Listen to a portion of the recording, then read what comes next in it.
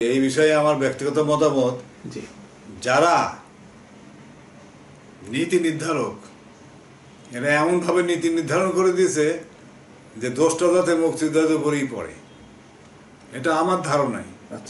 যেমনি ধরেন 1972 সালে বঙ্গবন্ধু ওনার যে সংজ্ঞা তৈরি করে গেছেন মুক্তিযোদ্ধার জন্য, এই সংজ্ঞাকে এনারা উল্টাই দিছে, কবরে ঢোকাই দিলেন। কি করলেন? 12 বছর বয়স পর্যন্ত বয়সে মুক্তিযোদ্ধা হইতে পারবে। বঙ্গবন্ধুর সংজ্ঞা কি ছিল? সংজ্ঞা ছিল যারা বয়স এরকম ছিল না, যারা 1971 সালের 25শে মার্চ থেকে 16 ডিসেম্বর পর্যন্ত কোনো না কোনো দেশের বাইরে গিয়ে কোনো না কোনোভাবে কারোর অধীনে বা সামরিক বাহিনীর অধীনে যারা সশস্ত্র প্রশিক্ষণ নিয়ে যুদ্ধ করছে এরাই মুক্তিযোদ্ধা। আর যারা যায়নি এরা মুক্তিযোদ্ধা হতে পারে না, যারা যুদ্ধে অংশগ্রহণ করেনি এরা হতে পারে না। এরপরে এই মুক্তিযোদ্ধার এই সমস্ত কার্যকলাপ বন্ধ করে বঙ্গবন্ধুর এই সংজ্ঞাটাকে পাশ কাটিয়ে, সেটা বলতে গেলে আমার ভাষায় কবরে ঢুকাই দিছে।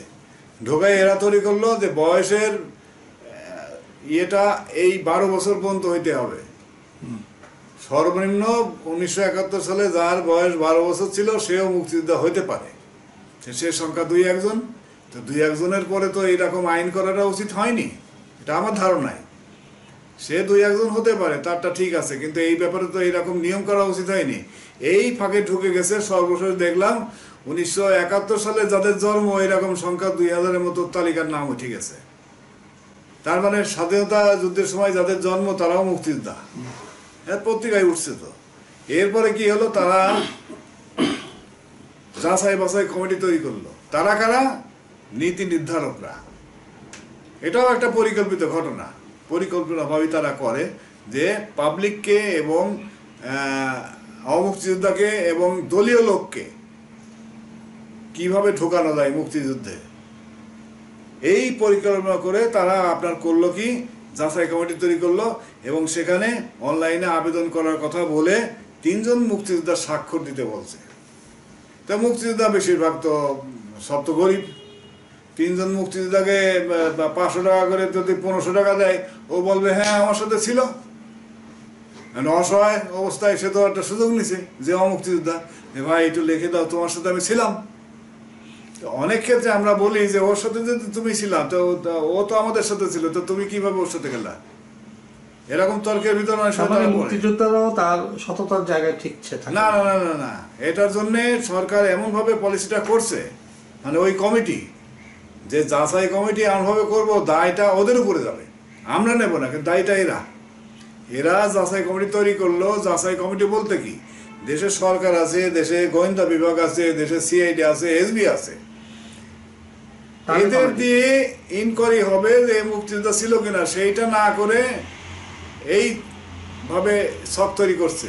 মানে পদ্ধতিটা আপনি বলছেন গলত ছিল, পদ্ধতিটা গলত আছে। যদি 3 জন সাক্ষী দেয়, 3 জন সাক্ষীর মাধ্যমে মুক্তিযোদ্ধা হবে, তাহলে তো এরকম হবেই। ওখানে সাক্ষী কি গোয়েন্দা বিভাগের ইনকোয়ারির মাধ্যমে হবে সবকিছু।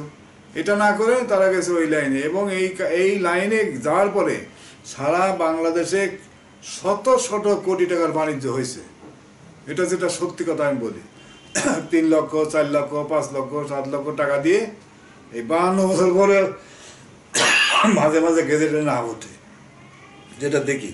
তা আপনি এই ব্যাপারে কি বলবেন, বলেন কি করা উচিত এই তালিকার বিষয়ে? এটা তালিকা করা উচিত। এই তালিকার ব্যাপারে মুক্তিযোদ্ধারা অনেক সময় দাবি দাওয়া করছে যে ভুয়াদের তালিকার থেকে বের করো, মুক্তিযোদ্ধার তালিকার থেকে বের করো, মুক্তিযোদ্ধাদের মান সম্মান ফিরিয়ে দাও। কিন্তু তারা নীতি নির্ধারকরা এটার কোনো তোয়াক্কা করছে না, এবং যিনি বঙ্গবন্ধু কন্যা, যিনি মুক্তিযোদ্ধাদের সার্বিকভাবে ভালো চান, ওনার কানে এই খবরটা পৌঁছাচ্ছে না। কারণ আমি বলি, আবেদনটা আজকে যদি মুক্তিযোদ্ধা যদি বন্ধ করে দেয়, কাল থেকে বলবে না আর কেউ আসবে না। মেন কারণ লোভ। 20,000 টাকা সাধারণ মুক্তিযোদ্ধা ভাতা পাচ্ছে, এটা তো অনেক কিছু। এই সুযোগটা কে ছাড়ে? বুঝতে পেরেছি। দেশ কেমন চলছে, মানে স্বাধীনতার এত বছর পরে দেশে কোন জিনিসটা আপনার ভালো লাগে? দেশ যা চলছে আমার কাছে দেশ পরিচালনা করছেন সরকার, তথা আমি সব থেকে মূল্য দিই আমার বঙ্গবন্ধুর কন্যার শেখ হাসিনাকে। ওনার নেতৃত্বে দেশ চলছে। ওনার চারপাশের লোকজনগুলা কে কেমন সেটা তো সারা দেশের লোকজন আমরা জানি। একদিকে উন্নয়ন করছে আর একদিকে আর একদল লুটপাট নিয়ে ব্যস্ত, দেশের টাকা বাইরে প্রচার করছে। এই জিনিসটা নিয়ে আমি একটু হতাশাগ্রস্ত, যে এই কারণে দেশের যে টাকাগুলো বেরিয়ে যাচ্ছে, এই টাকাগুলো তো দেশে থাকতে অনেক কাজ হতো, কিন্তু এখানে বঙ্গবন্ধু কন্যা একা কী করবেন? উনি যেটা করছেন সেটা তো অকল্পনীয়। ওনাকে কঠোর হতে হবে, ওনাকে দেশের স্বার্থে কঠোর হতে হবে। উনি সমস্ত দুর্নীতিবাজকে ধরবেন এবং তাদের ঠিকমতো শাস্তির ব্যবস্থা করবেন, তাহলে দেশ আগাবে। যদি উনি না ধরতে পারেন তাহলে কিন্তু দেশ যতদূর আগাবে তার থেকে অনেকটা পিছিয়েও যাবে। স্বাধীনতার পরে আমরা লক্ষ্য করলাম, যাদেরকে আমরা একটা থাপ্পড়ও দিতে পারিনি যে তুমি এই অন্যায় কাজটা করছো কেন, তাদেরকে সেভ করার জন্য আওয়ামী লীগ সরকারই দায়ী। তাদেরকে সেভ করলো কীভাবে, সব আটকাই জেলখানায় নিয়ে গেল। আর একদিকে বলে আওয়ামী লীগের নেতারা বঙ্গবন্ধুকে বুঝাইলো যে মুক্তিযোদ্ধারা চুরি ডাকাতি করবে, অস্ত্র রাখলে পরে এদের অস্ত্রগুলো তাড়াতাড়ি আগে জমা করেন। বললো তোমরা অস্ত্র জমা দাও, এবং ভিতরে ভিতরে একটা গ্রুপ বিভিন্ন জায়গায় ডাকাতি করতো, কেননা জেলখানায় তো অনেক চোর ডাকাত ছিল, তাদের কাছ থেকে ডাকাতি করাই। তাহলে তারা ডাকাতি শুরু করলো। নাম পড়তেছে কি, এই সরকারি পক্ষেরই একটা শ্রেণী যারা ভারতে যে হোটেলে থাকতো, যারা যুদ্ধ করেনি, যারা মুক্তিযোদ্ধার সাথে এইভাবে ছিল, আপনার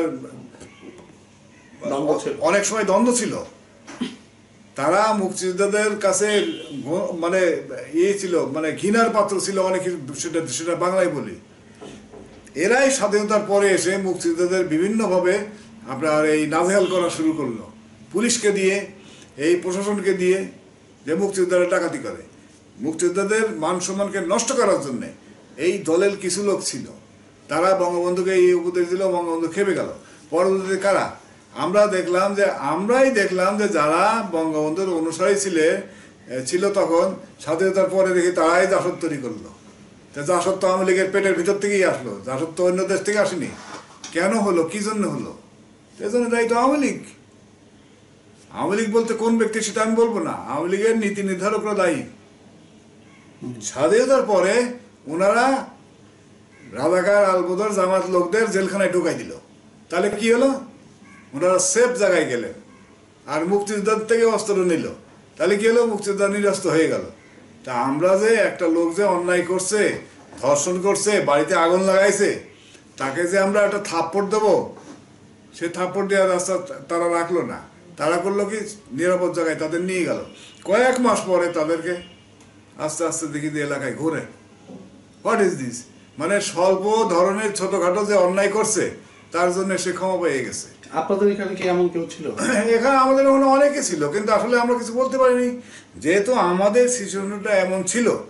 আমাদের মুক্তিযোদ্ধাদের ভিতরে অনেকে বলে থাকে যে 1975 সালের পরে মুক্তিযোদ্ধাদের পরিচয় দেওয়া যায়নি। এটা কিন্তু 100% সত্য কথা না। পরিচয় তো ঠিকই দিছি। আমাকে তো জিয়াউর রহমান সরকার বা জিয়াউর রহমান সরকারের সময় তো কেউ তো ঝুলে এসে মানে ধরে খায়নি। হ্যাঁ, তাহলে আমি বলবো কি জন্যে? আমি দৌড়ের উপরে ছিলাম স্বাধীনের পরে 72 সাল থেকে। কেন? আপনার ওই যে অস্ত্র জমা দিছি আমি, তারপরে আবার এসে বলতো যে রাইফেলটা কই? রাইফেল নাই, রাইফেলটা কোথায়? মানে আমাকে কেসে ঢোকানোর জন্যে। কেসটা হয়েছে কিভাবে, কি পরিকল্পনাভাবে কেসটা করা হয়েছে আপনি দেখেন। এটা হলো পলিটিক্যাল লোকের দ্বারা হয়েছে। ধরেন এক নেতা বছরে সাইজ করো, ও বেশি বেশি কথা কয়। আমি মুক্তিযোদ্ধা, আমার বাবাকে যদি হারাই 71 সালে, আমার চোখের সামনে অন্যায়টা আমি সহ্য করবো না। দেখা যাচ্ছে আপনি রাজনৈতিক নেতা, আপনি ওকে সাপোর্ট দিচ্ছেন, আপনার মেয়ের সাথে ওর ছেলের বিয়ে দিচ্ছেন, আমি তো মিশি না। এই কারবারগুলি করার ফলে আমাদের অস্তিত্ব নষ্ট করে দিছে। এরপরে কি হলো, আপনার যে কথাটা বলতে যাচ্ছিলাম, তারা ওইভাবে ওদেরকে ঢুকাই দিল। আমরা তখন বোকা, আমরা কিছু না, আমরা তখন নিরস্ত্র এবং খেয়ে না খেয়ে রাস্তা মাপতেছি, আমাদের কেউ দেখার নাই। স্বাধীনতার পরে মুক্তিযোদ্ধাকে দেখার কোনো কেউ ছিল না। সত্য কথা আপনাকে বলি, স্বাধীনতার পরে মুক্তিযোদ্ধাকে দেখার কেউ ছিল না। তাদেরকে 10টা টাকা দেওয়ার কোনো লোক ছিল না। আমার নেতা বললেন তোমরা আগে যা করতে তাই করো। তা আমার বাপ হারালাম, আমার বাপের বাজার করে ব্যাগ আমি টানবো কিভাবে, টাকা পাবো কোথায়? মুক্তিযোদ্ধাদের নিয়ে কোনো তো গাইডলাইন করা হয় নাই। সরকার যদি ওই সময় মুক্তিযোদ্ধাদেরকে নিয়ে যখন অস্ত্র জমা দেওয়া হলো, মালয়েশিয়া ক্যাম্পেও রাখতো যে মাসে তোমাদের 200 টাকা করে দেওয়া হবে, আমাদেরকে যদি রাখার ব্যবস্থা করতো ওই 200 টাকা আমার ফ্যামিলিকে আমি দিতে পারতাম। তাও তো করলো না, ছেড়ে দিল। এবং যারা স্বাধীনতা বিরোধী ছিল তারা আমাদের ভিতরে ঢুকে গেল, ঢুকে মুক্তিযোদ্ধাদের হত্যা করা শুরু করলো। মুক্তিযোদ্ধাদের স্বাধীনের পরে হত্যা করা শুরু করলো এই স্বাধীনতা বিরোধী শক্তি। তারা গোপনে গোপনে মুক্তিযোদ্ধাদের হত্যা করা শুরু করলো। তার মধ্যে আপনার এই যে আমাদের বামপন্থী যে দলগুলি ছিল, এই যে পরবর্তীতে সরবরা, এই যে ন্যাপপন্থী, এই আপনার রাশিয়ানপন্থী, এই এই এই চায়নাপন্থীগুলো তো আমাদের অনেক মারছে। ওরা ভারতে যাই ট্রেনিং করছে, ট্রেনিংয়ের পরে বাংলাদেশে এসে মুক্তিযোদ্ধাদের গোপনে হত্যাও করছে এই মাওপন্থীরা, মাও। এবং স্বাধীনের পরে এই মাওপন্থী অনেক সময় অনেক মুক্তিযোদ্ধাকে হত্যাও করছে এই মাওবাদীরা। তারা ট্রেনিংও করছে ভারতে, তাদের উদ্দেশ্য ট্রেনিং করে আসে এদের হত্যা করি। তো এইগুলো তো ইতিহাস, এই ইতিহাস কেউ বলবে না। এই ইতিহাস বলতে গেলে অসুবিধা কেন? সত্য কথা যদি আমি না বলি, আমি কিসের মুক্তিযোদ্ধা? আমি যদি মুক্তিযোদ্ধা হই, আমার বাপ যদি অন্যায় করে, আমার বাপের কথা তো আসতে পারে। যদি আমি ওই কথাটা ঢেকে দিই তাহলে আর আমি ন্যায় নীতি পক্ষ অবলম্বন করা তো আমার হলো না। তা বাংলাদেশে ওইভাবে আমরা বলি যে 75 পরে আমাদের পরিচয় দেওয়ার ক্ষমতা ছিল না, আমাদের পরিচয় দেওয়ার মতো পরিস্থিতি ছিল না। আমার কথা যে আমাদের পরিচয় আমরা স্বাধীনতার পর থেকেই তো ঠিক মতো দিতে পারিনি, কারণ আমাকে তো ওইভাবে মূল্যায়ন করে নাই। আমাকে মাঠে ছেড়ে দিছে, রাইফেল নিয়ে 9 মাস ধরে যুদ্ধ করলাম। দেশ যদি স্বাধীন না হয়তো নেতাগুলো কোথায় দিত? দেশ যদি স্বাধীন না হইতো কোন নেতাকে কি বলে ডাকা হয়তো? দেশ যদি স্বাধীন না হয়তো আমরাই বা কোথার থেকে আসতাম? আমাদের ফ্যামিলিগুলোকে তো পানিশমেন্ট দিয়ে মেরে ফেলতো। তাহলে আমরা বাবা মা ভাই বোনকে রেখে আমরা দেশের জন্য যুদ্ধ করতে গেলাম, আর যারা আরামাইশে দিন সময় কাটাইলো তারা এসে আরামাইশেই কাটায় আর আমাদের রাস্তায় রাস্তায় রেখে দিল। এটা তো সত্য কথা, এই ইতিহাস তো আমাকে বলতে হবে। এই ইতিহাস কিন্তু অনেকে বলতে চায় না, কেন বলবো না? এটা তো সত্য কথা, এগুলো তো বলতে হবে। আজকে ধরেন, আজকে পলিটিক্যাল কথা আমি বলি না। 75-এর পরে 75 সালে বঙ্গবন্ধুকে যখন হত্যা করা হয়, আমার কথায় আমি বলবো তা আওয়ামী লীগের লোকেরা তখন তো আপনার বঙ্গবন্ধু হত্যা করার পরে তো আওয়ামী লীগের সরকার তো আওয়ামী লীগের লোকেরা তো সবই মন্ত্রিসভায় ছিল। তাহলে কি আমি ওখানে বলতে পারি না হত্যাকারী আওয়ামী লীগের লোকেরাই বঙ্গবন্ধুকে? মোস্তাক আহমেদ তো আওয়ামী লীগের লোক ছিল, তাহলে বঙ্গবন্ধুকে হত্যাকারী ছিল আওয়ামী লীগের লোকেরা। এটা তো সত্য কথা। কিছু সংখ্যক সেনাবাহিনীর লোকজন এসে করছে, কাদের দ্বারা করছে? ওটা তো আওয়ামী লীগের নেতারাই করাইছে। এটা তো স্বীকার করতে হবে, এটা থাকলো রেকর্ডে। আমি জোর দিয়ে বলছি বঙ্গবন্ধুকে হত্যা করছে আওয়ামী লীগের লোকেরা। আমাকে ইতিহাস স্বীকার করতে হবে। এই যে 25শে মার্চের এই 7ই মার্চের পরে, হ্যাঁ 7ই মার্চের পরে আমার খুব ভালো খেয়াল আছে। 7ই মার্চ বঙ্গবন্ধু ঘোষণা, মানে স্বাধীনতার ঘোষণা দিছে, এটা তো পরে আমরা বলছি, আগে কিন্তু বলি না। 7ই মার্চ বঙ্গবন্ধুর ভাষণ প্রমাণ করে বঙ্গবন্ধু 7ই মার্চেই স্বাধীনতা ঘোষণা দিয়ে গেছেন। কিন্তু এই জিনিসটা বিস্ফোরণ ঘটলো কবে থেকে?